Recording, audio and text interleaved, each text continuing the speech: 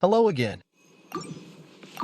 Chevreuse is finally here, and she's bringing some great support. Chevreuse is unique in that she requires that only Electro and Pyro elements are on the team. In exchange for this restriction, she shreds enemy resistance. The shred is 40%, which is strong as the Viridescent Veneers set, which almost all Anemo units use. She also gives up to a 40% attack buff just by using her skill. Finally, she gives a bit of HP regen to the active character too. This results in an overloaded kit, and she can outright replace Bennett or Kazuma. Being able to replace two of the most used units at C0 gives a huge flexibility in team building. The only trade-off will be that this comp struggles against small enemies who will all get pushed away. But against bosses and very heavy enemies, Overload does just fine and Chevreuse boosts it to the 11. We clear PMA in a very fast 1 minute and 10 seconds. With Bennett freed up, I decided to have some fun and give him the Thundering Fury artifact set. Many enemies have innate Electro on this half, and Bennett can activate Thundering Fury easily. This will give Bennett's skill a 1 second cooldown if he's inside his own burst. Thundering Fury Bennett's traditional teammates are Fischl and Shinshio. But because Fischl is busy on the first half, Kuki subs in.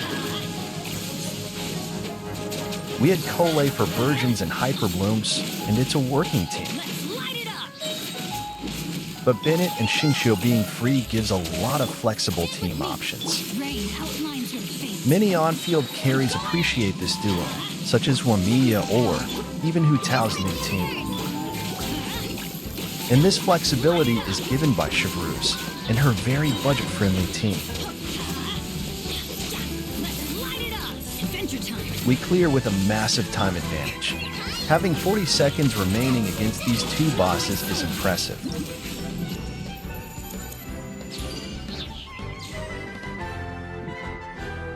These enemies are very easily defeated by this comp, so I'd like to talk about Chevreuse build instead. Chevreuse is on a full support build, stacking HP percent on her timepiece, cup, and helmet.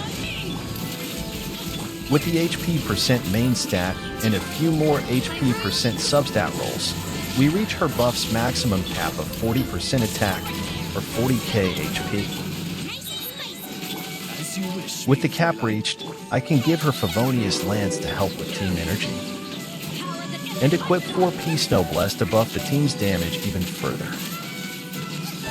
The result is that she plays like Bennett, except with a larger buff, in exchange for no personal damage.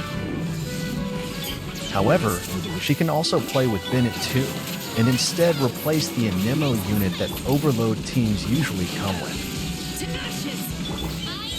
This gives her a surprising amount of team options, even if they're only Electro and Pyro units. We get a very quick 1 minute clear. This team, while already a meme, fares even worse against this half. But thanks to the massive time advantage of first half, this is still all possible. We push one slime to the wall and bait all the enemies to come closer. Once they do, we blow them up with overloads and virgins.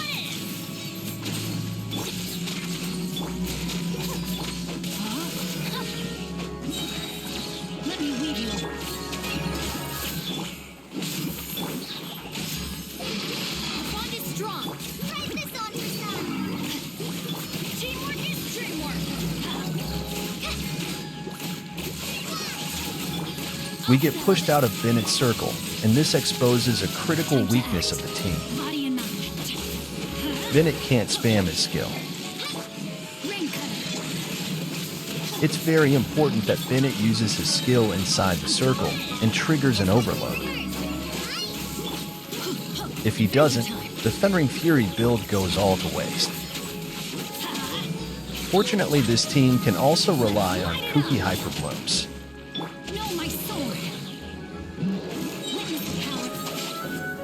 I play really badly here and I misplaced Bennett's burst, and didn't reactivate Kookie's skill until too many blooms are on the ground.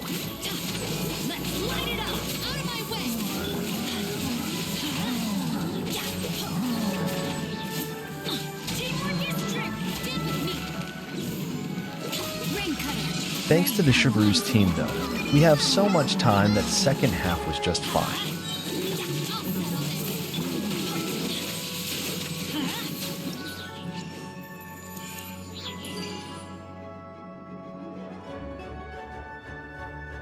The Hydro Tulpa was a lethal enemy with Bennett around. But not only does Chevreuse replace Bennett, she also buffs damage so much that Beidou can be a good teammate. Putting Beidou will normally be bad against the single target enemies of this half, since there's no second enemy to bounce her chain lightning burst. But Chevreuse's damage buff is significant enough that bringing Beidou for defensive utility is an option. And with Beidou's shields and damage-reducing burst, the Tulpa becomes a far less deadly boss. Chevreuse healing being slower than Bennett isn't even an issue. Overall, I'm very happy to have Chevreuse, a powerful unit that also encourages an underused reaction. Overload won't work in every abyss, but it's nice to have different ways to play the game. In 1 minute and 2 seconds, the dangerous Tulpa topple over. Chevreuse is also great for Bennett and Xiangling, as they're not going to be completely dependent on each other all the time. Chevreuse can pair with either Bennett and Xiangling, and the one left out can go on another team. For Xiangling, she can continue using her normal build, and Chevreuse only needs HP substats and a refined Favonius Lance to back Xiangling up. For Bennett, Thundering Fury also works for Bennett-Chevreuse teams, making the TF build even more viable. Overall, I'm definitely very excited for more Chevreuse comps. There's a lot of other comps to try, like Triple Electro, or find new hope for underused 4 stars. If you have any team suggestions, comment it down below. I'd love to hear it. Chevreuse has been one of the most fun 4-star additions to the game. I'm glad that she brings fresh new comps to life, both in and out of her team.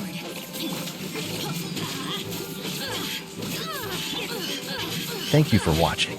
If you'd like to see more, please subscribe. My goal is to reach 100 subscribers.